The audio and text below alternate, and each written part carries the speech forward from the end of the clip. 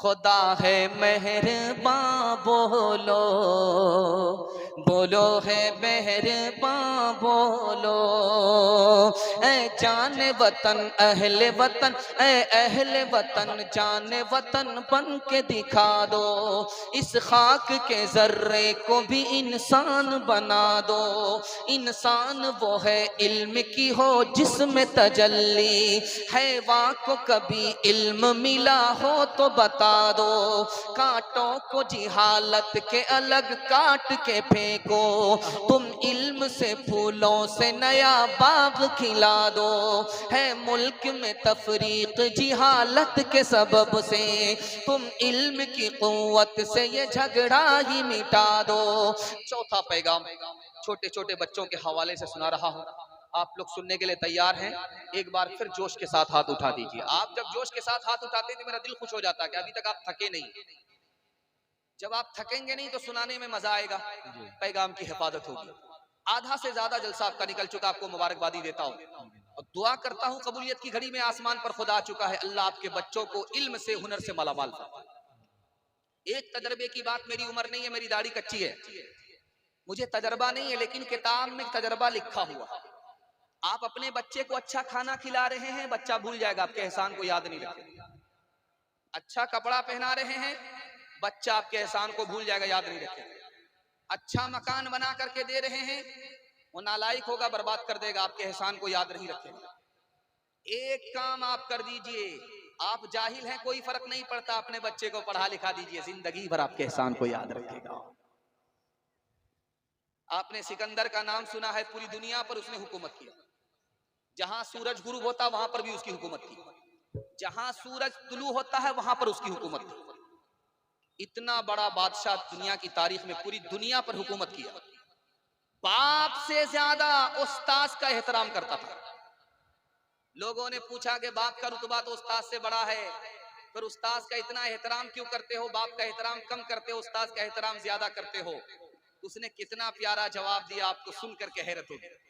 उसने कहा कि मेरा बाप मुझको आसमान से जमीन पर लाया, लेकिन उस्ताद मुझको जमीन से आसमान पर ले गया, इसलिए बाप से ज्यादा उस्ताद की इज्जत करता हूं। तीसरी बात याद रखिए कि एक डॉक्टर का नाम गुजरा है, हकीम जालिनूस। उससे पूछा कि आप इतने बड़े डॉक्टर कैसे बने? तो उन्होंने कहा कि दूसरे लोगों ने शराब में जितना पैसा खर्च किया, मैंने चराग के तेल पर उससे ज्यादा पैसा खर्च किया पढ़ने लिखने के लिए, इसलिए मैं इतना बड़ा आदमी बना। इल्म की वजह से, दूसरे से ज्यादा मेरे पास इल्म था, इसलिए इल्म की वजह से अल्लाह ने मुझे इतना बड़ा आदमी बना। हजरत अली के हवाले से आपकी आंख से पट्टी हटा रहा। आपके बेटे के पास माल आ जाए, खुशी की बात नहीं, क्योंकि माल जितना ज्यादा आएगा दुश्मन उतने ज्यादा होंगे। आपके बेटे के पास दौलत ज्यादा आए, खुश होने की बात नहीं है। जितनी ज्यादा दौलत होगी आदमी उतना ज्यादा तकब्बुर करेगा। आपके बच्चे के पास इल्म आ जाए तो खुशी की बात है, जितना ज्यादा इल्म होगा उतना ज्यादा झुकेगा, झुकने पर अल्लाह आसमान की बुलंदी अता फरमाएगा। जितना ज्यादा इल्म होगा उतने ज्यादा उसके दोस्त होंगे, चाहने वाले हो जाएंगे।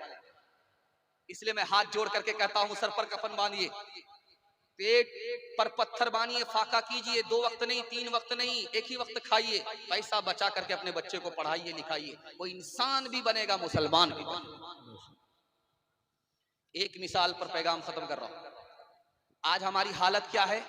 डॉक्टर का फीस अभी देंगे, वकील को फीस अभी देंगे, और हमारे बच्चे को जो उस्ताद पढ़ा रहा है उसको 6 महीने से तनख्वाह ही नहीं देंगे। अब बताइए, मजदूर को जब मजदूरी नहीं मिलेगी तो वो काम कैसे करेगा? इसलिए आप भी महरूम है इल्म से, आपका बच्चा भी महरूम है इल्म से। एक पंडित जी बस्ती आ गए, हम आपके बच्चे को फ्री में पढ़ा देंगे, 2 वक्त तक खाना खिला दीजिए। इस पर भी गांव के लोग तैयार नहीं।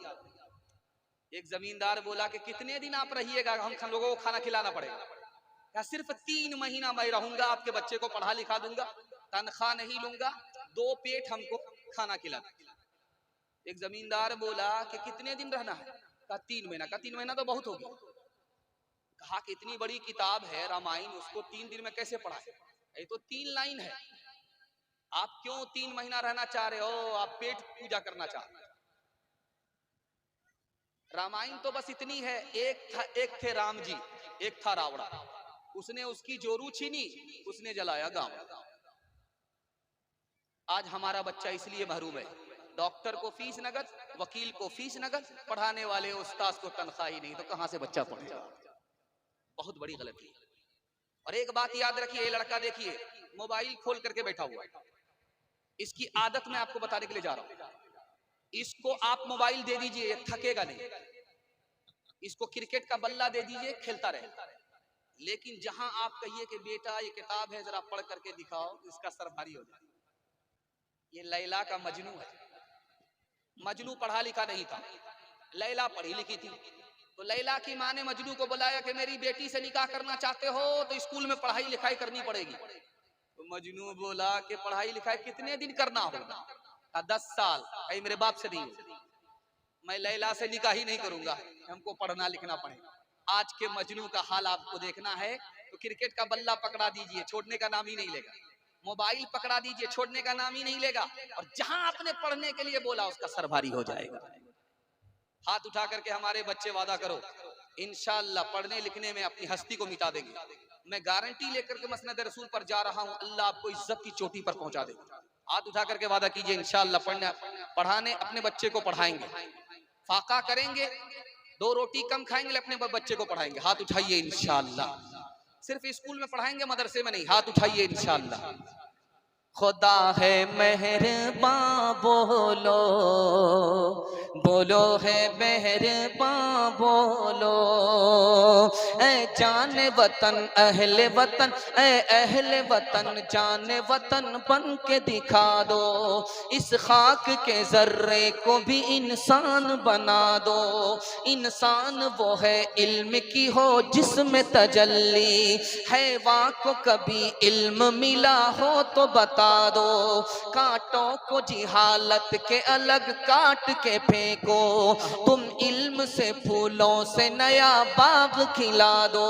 है मुल्क में तफरीक जिहालत के सबब से, तुम इल्म की कुव्वत से ये झगड़ा ही मिटा दो। बे इल्म का जीना भी है एक किस्म का मरना, जैसे तने बेरू जला दो के दबा दो। खुदा है मेहरबां बोलो, बोलो है मेहरबां बोलो।